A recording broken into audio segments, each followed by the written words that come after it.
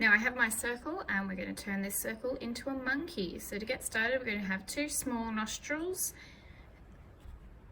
just below the center line. And then we're going to create just a bit of a bridge for his nose like this. And then we're going to have 2 eyes, which will be touching that bridge of his nose, and a bit of an oval shape, which we'll colour in. We'll leave a little bit of a white circle in the centre and colour those in.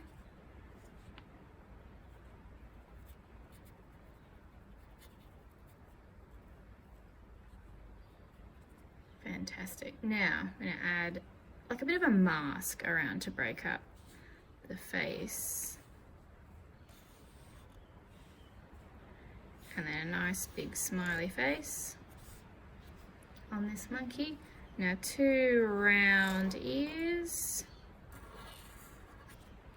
And then a little bit of a curl in each one for the center of the ear. Like a number 6 that one is. And then a little bit of a mohawk on the top for his hairdo. Alrighty, now I'm going to colour in the top half brown.